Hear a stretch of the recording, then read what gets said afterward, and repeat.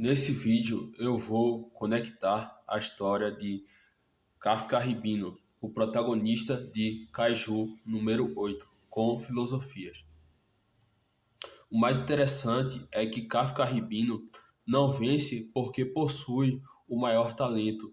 Ele vence porque consegue reunir várias filosofias. Essencialismo. O Kafka se recusa a ser definido pelos fracassos. A primeira conexão é com Sartre. O homem primeiro existe e depois ele cria a sua essência. Kafka é exatamente isso. Durante anos ele foi o fracassado dos testes, o limpador de kaijus, o homem que abandonou o sonho. Mas o anime rejeita a ideia de que essa seja a sua essência. Sua essência não é fracassar, limpar cadáveres, ser fraco. Sua essência é construída pelas escolhas. Quando ele volta a fazer o teste, ele está dizendo: eu não sou aquilo que eu fui no passado, eu sou aquilo que eu escolho me tornar. Ou seja, as minhas ações são o que vão definir o que eu sou, não o que eu fui no passado. Isso é essencialismo puro. A passagem da inércia para a ação. O Kafka Ribino sofre com acomodação, apatia, resignação e fuga do conflito. O Kafka passa anos não estando feliz, mas também não mudando. O Kafka passa anos vivendo uma vida segura, na zona de conforto. Quando o limite de idade muda, algo desperta nele. Quando o limite de idade muda, algo desperta nele. O que desperta é a insatisfação com a própria vida. Ou seja, ele para de dormir para a vida e começa a agir. E começa a entrar no modo de ação. Estoicismo. Foco no que está sob controle.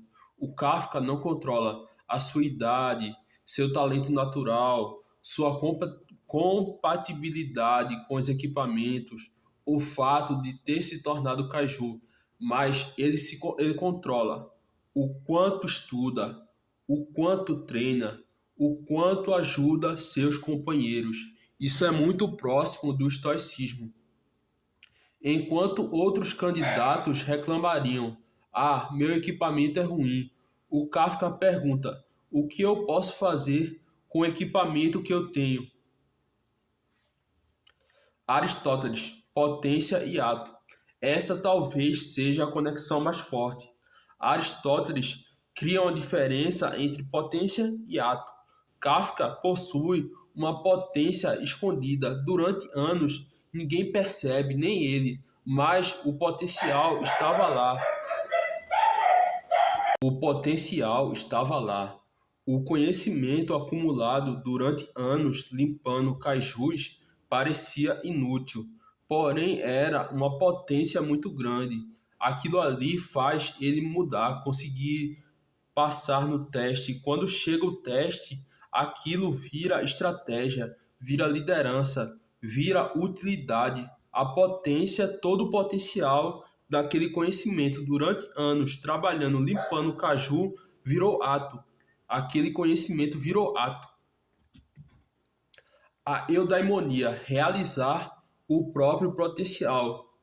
A eudaimonia é quando você desenvolve todas as suas virtudes que você tem potencial, todas as capacidades possíveis que você tem potencial. O comandante que escolhe Kafka vê exatamente isso.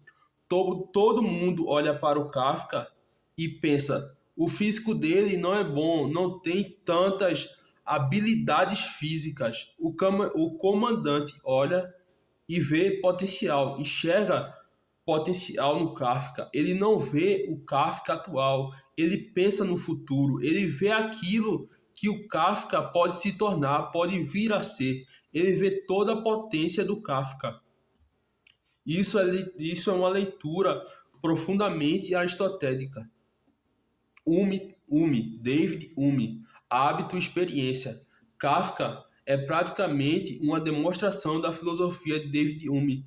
Durante anos ele estudou kaiju, limpou kaijus, observou kaijus, analisou cajus repetidamente, milhares de vezes. Aquilo virou hábito, e o hábito virou conhecimento intuitivo. Virou conhecimento intuitivo. Ou seja, daquele hábito não precisa mais tanto pensamento, tanto uso da razão. Quando ele encontra um caju, ele não precisa pensar muito. Ele já traz aquele conhecimento para a realidade. Ele já sabe onde atacar, onde evitar, como agir, qual estratégia utilizar. Ou seja, o conhecimento já foi internalizado. Ou seja, ele não precisa mais pensar tanto. Agora ele só consegue, sem pensar muito, usar aquele conhecimento, porque aquilo ali está internalizado. O estado de flow, equilíbrio entre desafio e habilidade. O flow nasce quando tem desafio e habilidade equilibrados. No início, o desafio era maior que a habilidade do Kafka. O Kafka sofre, o Kafka falha, o Kafka fica para trás. Mas o comandante aumenta suas habilidades através do treinamento. Aos poucos, o desafio vai se tornando igual à habilidade. E Kafka entra cada vez mais em estado de flow, principalmente quando estuda kaijus, cria estratégias, luta como kaiju. Descartes, decompor para dominar. O método cartesiano consiste em dividir, praticar, sintetizar, e é exatamente o treino de Kafka. Ele não tenta dominar tudo de uma vez, ele aprende o movimento passo a passo, depois a postura para usar aquele movimento passo a passo, depois o combate, depois a velocidade, depois a leitura. E separadamente, tudo separadamente, dividido em passos. Depois ele consegue juntar, integrar tudo, sintetizar cada passo e consegue usar tudo junto. É um método cartesiano de evolução. Kant, sentidos mais razão. Kafka é quase o exemplo perfeito do equilíbrio entre razão e sentidos. Primeiro ele observa, depois interpreta. Primeiro ele usa os sentidos para coletar dados, depois ele com a razão consegue criar estratégias. Ele usa experiência, observação, raciocínio ao mesmo tempo. Todas essas três coisas ao mesmo tempo. Pragmatismo, o conhecimento que funciona. Teoria deve virar prática. Kafka é personificação disso. O Kafka não lê sobre kaijus apenas por curiosidade. Ele transforma conhecimento em resultado, em ação prática. Quando fala onde atacar, como atacar, quando atacar, o conhecimento gera um efeito real, muito grande no mundo real. Isso é pragmatismo. Vários caminhos para o mesmo objetivo. Kafka não consegue competir pelo caminho tradicional, então ele encontra outros meios. Se ele não pode vencer por força, velocidade, compatibilidade, então vence por estratégia, conhecimento, experiência. Ele não abandona o objetivo, ele muda o caminho. Isso lembra uma ideia que você ter vários caminhos para alcançar um resultado. O kaiju interior. O kaiju dele representa algo interessante. O monstro não é apenas poder, é também impulsividade, agressividade, instinto. Kafka precisa integrar isso sem perder sua humanidade. Ele não deve destruir o kaiju. Também não deve ser dominado pelo kaiju. Ele precisa aprender a controlar o kaiju.